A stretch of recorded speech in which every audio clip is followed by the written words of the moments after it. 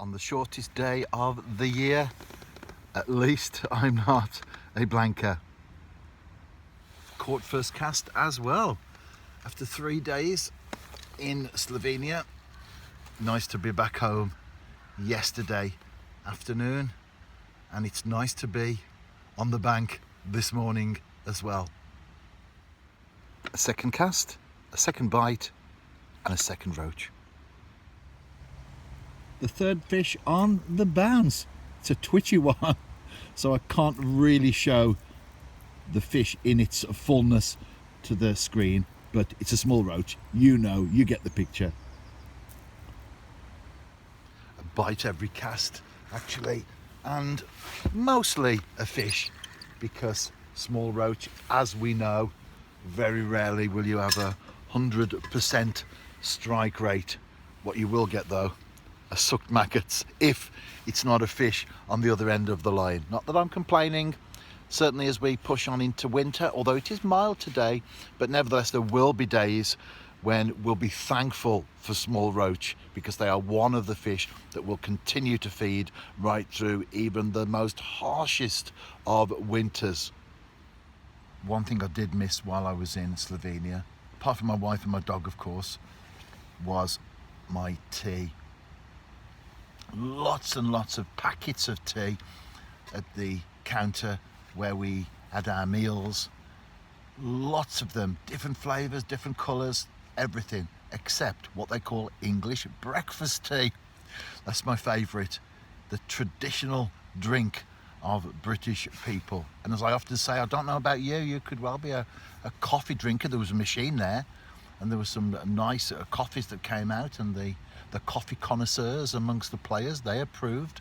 They were regular visitors to the machine. But for me, can't beat a good old cup of English breakfast tea, can you? Or what we just call tea, because that's what we think of, isn't it, when we have that word. We flew on a chartered flight, and they were actually Dutch.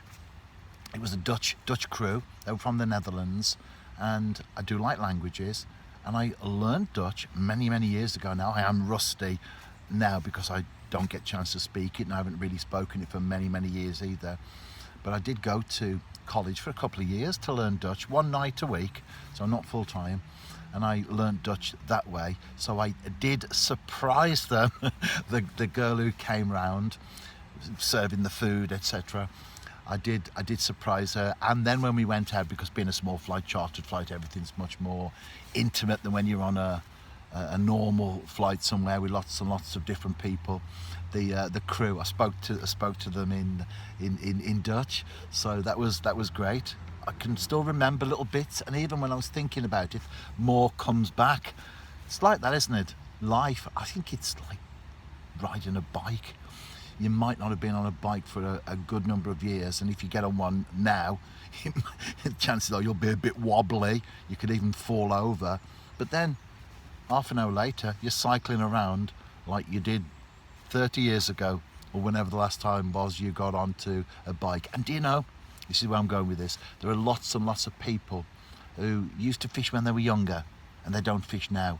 I get this so many times when I'm out fishing. Might not get it today, it's very quiet where I am, but there are places where there are public footpaths, etc. And there are lots of be a man who'll come and talk to me. Have you caught anything?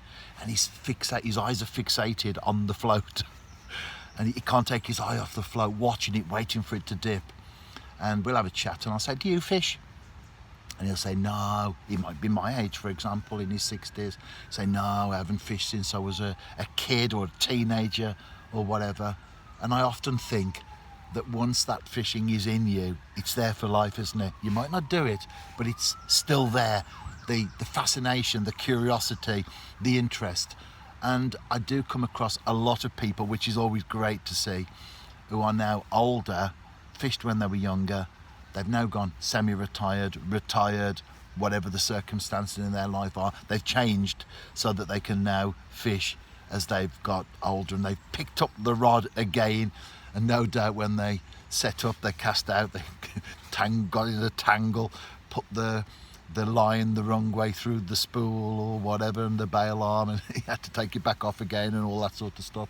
Didn't thread the line properly, got into a tangle when they cast out, but then they probably found that after being on the bank for an hour, it all came back, and then they're watching the float, not someone else's float, but theirs.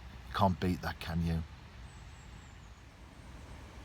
I'm not showing everyone for obvious reasons, but I will this particular fish because it's the smallest.